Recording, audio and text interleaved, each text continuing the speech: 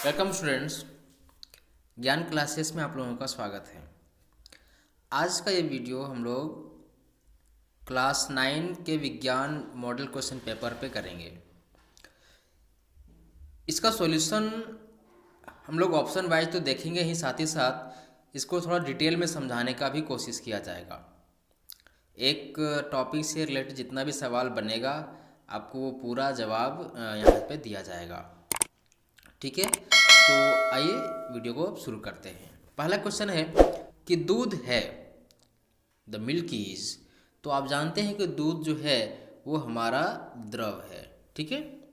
Next है gas के कणों के बीच आकर्षण बल होता है। अब यहाँ पे थोड़ा सा आप पदार्थों की प्रकृति पे ध्यान देंगे तो जो ठोस के जो कण होते हैं वो बहुत ही नज़दीक नज़दीक में होते हैं। ठीक है। जो द्रव के होते हैं उसे थोड़ा सा दूर दूर में होते हैं, और जो गैस के होते हैं वो बिल्कुल भी बहुत दूर दूर में होते हैं। ठीक है। मतलब ये हुआ कि अगर हम गैसियस स्टेज पे जाते हैं तो वहाँ पे हाथ चलाते हैं तो कोई प्रॉब्लम नहीं है, क्योंकि दोनों के बीच का जो इंटरमोलिकुलर फोर्स होता है वो गैसियस फॉर्म में दो कणों के बीच बिल्कुल भी कम होता है।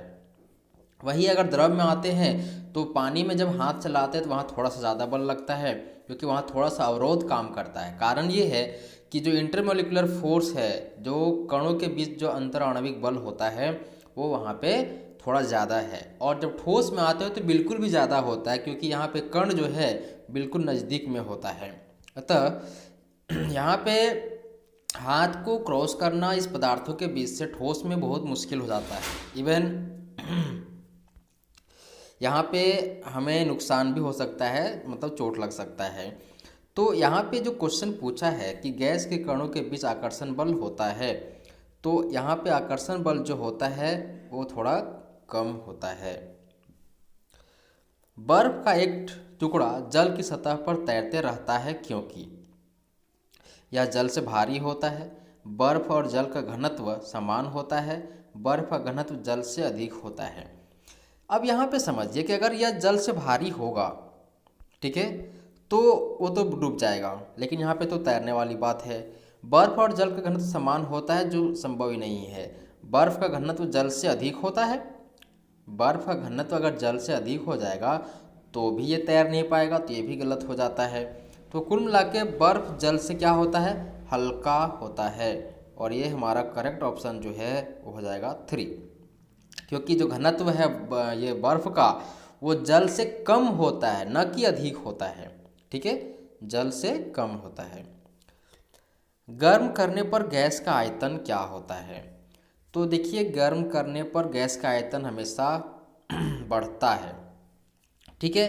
कारण क्या है, इसको अगर सिंपल भाषा में हम समझे तो कैसे समझ पाएंगे। आप देख सकते हैं कि गर्मी के दिनों में जब बगल वाला घर में जो कुछ भी खाना बन रहा होता है ज़्यादा पता चलता है। कारण क्या है कि गर्मी के कारण जो गैस का जो आयतन था, जो कणों के बीच का जो उसका जो फैलाव था एक्चुअली वो बढ़ जाता है, और वो ज़्यादा तेज़ गति से मूव भी करता है। इस कारण से याद रखिए कि जो गर्म गैस जो होता है उसका आयतन हमेशा बढ़ता है। निम्नलिखित में कौन कपड़ा व्यवसायियों के समय अधिक आरामदेह होता है? निम्नलिखित में कौन कपड़ा गर्मियों में के समय में अधिक आरामदेह होता है? तो इस क्वेश्चन में आप यहाँ पे समझ सकते हो कि पॉलिस्टर का जो कपड़ा होता है, सिल्क का जो कपड़ा होता है, सिंथेटिक जो होता है, ये सारे ऑब्जॉर्व करते हैं गर्मी को। ठीक है। लेकिन इस समय में जो सूती कपड़े होते हैं वो गर्मी को ऑब्जर्व नहीं करते हैं। मतलब इसका जो करेक्ट ऑप्शन होगा वो हो जाएगा 5 नंबर का। प्रोटॉन कण क्या है? किस प्रकार के कण से ये, जहाँ प्रोटॉन पार्टिकल इस क्या है, ऋण आवेशित है, पॉजिटिवली चार्ज्ड है, आवेशहीन है, या इनमें से कोई नहीं है? तो आप जानते हैं कि जब गोल्डस्टीन ने ये बात बोला था तो उन्होंने कहा था कि धनात्मक चार्ज होता है। तो इस हिसाब से इसका जो करेक्ट ऑप्शन है वो हो जाएगा 6 का बी, मतलब कि दूसरा नंबर का हो जाएगा। परमाणु भार होता है, तो परमाणु भार जो होता है वो होता है हमारा N+P।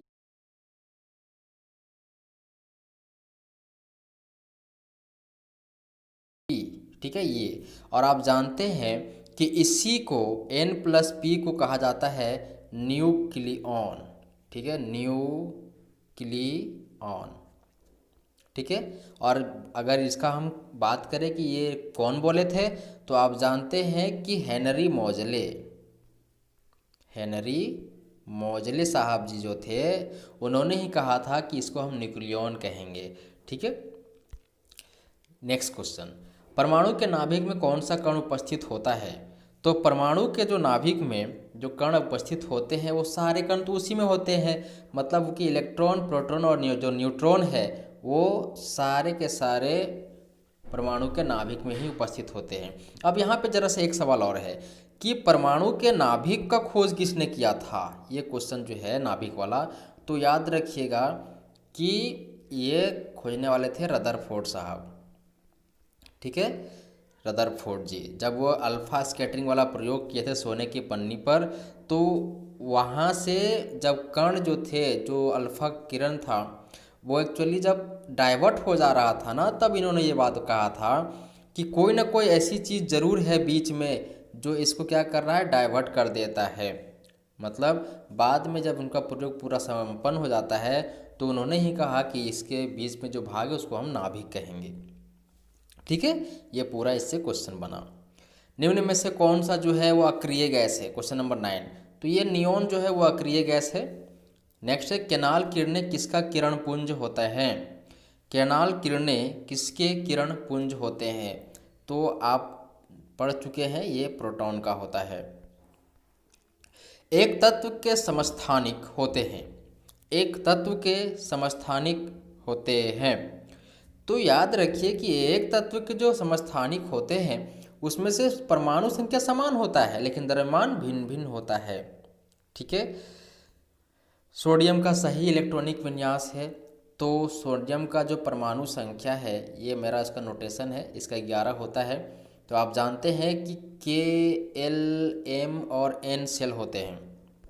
ठीक है, अब यहाँ पे एक चीज़ क्वेश्चन ये है कि ये केलेमन सेल का जो नियम प्रतिपादित करने वाले थे वो कौन थे? ठीक है, तो ये नील्स बोर साहब थे।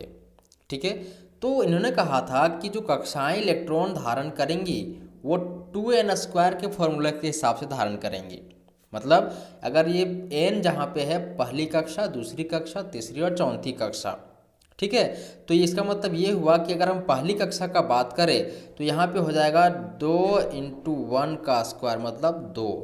ठीक है, तो K कक्षा में जाएगा हमारा 2 इलेक्ट्रॉन, L में जाएगा 8 इलेक्ट्रॉन, इसमें 18 और इसमें 32। अब अगर सोडियम के पास 11 परमाणु संख्या है तो पहले कक्षा में ये अपना क्या करेगा, 2 का 2 इलेक्ट्रॉन भर देगा। ठीक है, पहले कक्षा में क्या करेगा, सोडियम जो है वो K, L, M और N, इसमें से क्या करेगा कि यहाँ पे 2 इलेक्ट्रॉन भरेगा। उसके बाद इसके पास 11 में से 2 खत्म हो गया। अब ये L जो कक्षा है उसका जो क्षमता है इलेक्ट्रॉन रखने का वो है 8, तो ये 8 भर देगा और ये 1। तो यही इसका जो है इलेक्ट्रॉनिक विन्यास भी होता है, 2, 8, 1। ठीक है, पूरा क्लियर हुआ। नेक्स्ट, किसी तत्व के परमाणु में 18 न्यूट्रॉन हैं और 17 प्रोटॉन हैं, तो तत्व का परमाणु द्रव्यमान क्या होगा? तो ऐसी स्थिति में जो तत्व का जो परमाणु द्रव्यमान होता है वो हो जाएगा इसका 35, क्योंकि कुछ देर पहले हम लोग पढ़े कि प्रोटॉन प्लस न्यूट्रॉन कुल मिला के होता है। नेक्स्ट है कि यदि किसी वस्तु का विस्थापन 0 है तो उस वस्तु के द्वारा तय की गई दूरी क्या होगा? तो उस वस्तु का जो तय किया गया दूरी है वो 0 भी हो सकता है और नहीं भी हो सकता है। कारण क्या है कि मान लेते हैं कि एक ऑब्जेक्ट है A, ठीक है, वो अपने स्थान से शुरू होकर के मूव करके वो क्या किया, B तक गया और B से वापस फिर A अपने स्थान पे आ गया। ठीक है, ये अपने स्थान पे चला गया। अब यहाँ पे फिलहाल देखें तो उसका विस्थापन तो 0 हो गया, क्योंकि जहाँ से शुरू हुआ वहीं पे पहुँच गया। तो ये 0 हुआ नहीं हुआ इस टाइम पे, जिसका जो दूरी है ये तो 0 नहीं हुआ, लेकिन उसका विस्थापन 0 हो गया। हाँ, ये हो सकता है कि वो वहाँ से हिले ही ना, तब भी तो उसका यहाँ पे विस्थापन 0 ही होगा। इस कारण से इसका आंसर जो है वो 4 नंबर हो जाएगा। ओडोमीटर मापता है। तो आप सब जानते हैं कि ओडोमीटर जो है वो तय की दूरी को मापता है। 18 किलोमीटर पर आवर का वेग मीटर पर सेकंड के तुल्य होगा। ठीक है, मीटर पर सेकंड का तुल्य होगा। इस प्रकार के सवालों के लिए हम आपको एक ट्रिक दे देते हैं कि जब भी इस प्रकार का सवाल पूछे किलोमीटर टू मीटर पर सेकंड में चेंज करने के लिए, तो आप 18 इंटू 5/18 से मल्टीप्लाई करो। ठीक है, तो इससे क्या होगा कि 18 कट जाएगा तो आंसर आपको मिल जाएगा 5। ठीक है, तो इस हिसाब से इसका क्वेश्चन का आंसर हो जाएगा 4 नंबर 5। ठीक है, हाँ, अगर ये क्वेश्चन ये भी अगर मीटर पर सेकंड में दिया हुआ हो और उसको किलोमीटर में चेंज करना हो तब क्या करेंगे। वैसी स्थिति में फ्रेंड्स आपको क्या करना है कि इसको उल्टा कर देना है। ठीक है, अभी कर रहे थे 5/18, तो अभी कर देंगे गुना में 18/5, तो ये 5 5 कट जाएगा तो फिर ये 18 बच जाएगा। ठीक है, नेक्स्ट क्वेश्चन, न्यूटन किसका 17 नंबर, किसी विशेष दिशा में कण की चाल को उसका क्या कहते हैं। तो आप जानते हैं कि जब किसी विशेष दिशा में चलते हैं हम लोग, ठीक है, तो वो कहलाता है वेलोसिटी। लेकिन अगर दिशा नहीं होता तो वो क्या कहलाता है, ऐसी स्थिति में वो क्या कहलाएगा कि चाल कहलाएगा। नेक्स्ट है, न्यूटन किसका मात्रक है। तो न्यूटन जो है आप सब जानते हैं कि बल का मात्रक होता है। ठीक है, नेक्स्ट है कि न्यूटन के गति का कौन सा नियम बल की परिभाषा देता है। अब देखिए यहाँ पे बहुत ही कन्फ्यूजन वाला चीज़ यहाँ पे होता रहा है, लेकिन इसका जो सही आंसर है वो है ए। ठीक है, कुछ लोग मानते हैं कि नहीं तीसरा भी तो कहता है, बट ऐसा नहीं है। सबसे ज़्यादा जो दूसरा पहला नियम है वही न्यूटन के गति के बल, जो यहाँ पे पूछ रहा है कि कौन सा नियम बल को परिभाषित कर देता है, वो है हमारा पहला नियम। तो करेक्ट जो आंसर है 19 नंबर का वो है पहला। नेक्स्ट है कि ध्वनि तरंगों का जो चाल है वो सबसे ज़्यादा किस में होता है। तो सबसे ज़्यादा चाल ठोस में होता है। ये तो बहुत आसान क्वेश्चन है। ठीक है, नेक्स्ट क्वेश्चन 21, श्रव्य ध्वनि का परास होता है। तो आप जानते हैं कि 20 हर्ट्ज से लेके 20,000 हर्ट्ज तक हम लोग सुन सकते हैं, और यही इसका जो है स्वर जो परास है वो 20 से लेके 20,000 हर्ट्ज तक है। तो इसका आंसर ये हो जाएगा 2 नंबर। अब सवाल एक यहाँ पे उठता है कि अगर उससे कम ध्वनि का है, अगर 20 से कम है तो क्या होता है। देखिए इस ध्वनि को हम लोग नहीं सुन सकते हैं, इस ध्वनि को जानवर लोग सुन सकते हैं। आप जानते हैं कि जब भूकंप शुरू होता है तो जानवर लोग में कुछ हलचल शुरू हो जाता है, जिसको देख करके हमारे पहले के लोग जो थे, आज भी ये बात प्रचलित है कि अगर जानवर अचानक से कुछ अजीब हरकत करता है तो समझ लीजिए कि भूकंप आने वाला है। क्योंकि जब शुरू में आवृत्ति शुरू होता है भूकंप का तो वो कम रहता है। अब यहाँ पे एक चीज़ और जान लीजिए कि अगर ये धरती है और मान लेते हैं कि इस यहाँ से भूकंप शुरू हो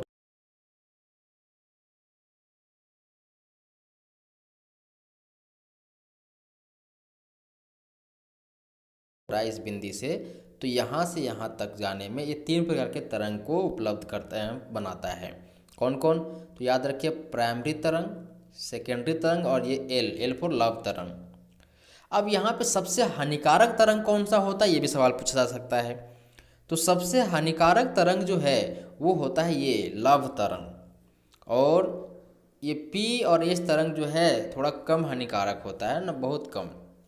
एल तरंग को इसको और सामान्य भाषा में समझिए कि एक बारिश हो रही है, अचानक से बारिश आया फिर चला भी गया तो ज़्यादा समस्या नहीं होगा। एक और बार बारिश आती है और थोड़ा देर रहा लेकिन वो भी चला गया। लेकिन जब तीसरी बार आई जो मेरी एल थी तो क्या हो गया, बहुत देर तक रहा, 5-7 दिन तक गिरते रह गया, तो क्या होगा, तबाही मच जाएगा। वही है कि एल धीरे धीरे जाता है लेकिन पूरा तबाही मचा के चला जाता है। नेक्स्ट क्वेश्चन,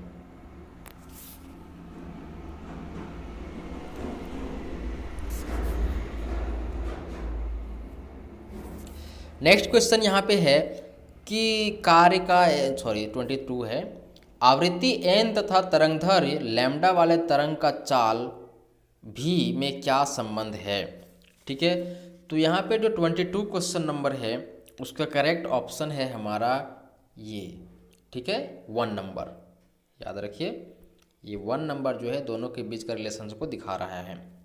23 कार्य का एसआई मात्रक क्या है? तो ये तो एकदम बिल्कुल बच्चा वाला सवाल हो गया कि कार्य का एसआई मात्रक है क्या? जूल है, ठीक है, सॉरी ये गलत टिक हो गया, ये जूल है।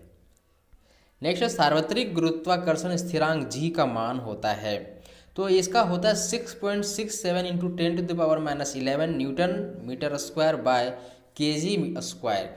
यहाँ पे याद रखिए माइनस होता है 10⁻11। यहाँ पे देखिए पहला में केवल माइनस छोड़ दिया है, तो इसका जो करेक्ट आंसर होगा वो होगा दूसरा। 25 4 वस्तुएं PQRS के द्रव्यमान क्रमशः 5 kg, 10 kg, 15 kg तथा 20 kg है, तो किसका जड़त्व सबसे अधिक होगा? तो जड़त्व उसी का सबसे अधिक होगा जिसका सबसे ज़्यादा द्रव्यमान रहेगा, है ना, द्रव्यमान पे ही तो निर्भर करता है ना जड़त्व। तो यहाँ पे देखिए कि सबसे ज़्यादा जो द्रव्यमान है वो है 20 kg जो एस का है, इसका मतलब जड़त्व भी उसी का ज़्यादा होगा। अतः जो करेक्ट ऑप्शन है इसका जो आंसर होगा वो हो जाएगा एस, ठीक है, 4 नंबर। 26 निम्न में से कौन सा सही है? तो ये आपका गति दूरी का जो फॉर्मूला था उसमें से ये क्वेश्चन पूछा हुआ है, ठीक है। तो 26 का आप सभी जानते हैं अच्छे से, ये आपका 1 नंबर आंसर सही है। नेक्स्ट है आत्महत्या का थैला कहलाता है, तो आत्महत्या का जो थैला है वो कहा जाता है ये लाइसोसोम को, ठीक है। नेक्स्ट क्वेश्चन कोशिका का खोज किसने की? तो ये रॉबर्ट हुक साहब ने करा था। अब क्वेश्चन यहाँ पे ये भी पूछा जा सकता है कि आखिर कब किया गया था? तो याद रखिए 1665 में किया गया था। नेक्स्ट क्वेश्चन है जीन बने होते हैं, तो याद रखिए जो जीन जो बनता है वो हमारा बना होता है DNA से, ठीक है। अब यहाँ पे एक सवाल है कि जीन करता क्या भाई? तो जीन क्या करता है, माता पिता से जो गुण है वो संतति में ट्रांसफ़र कर देता है, ठीक है।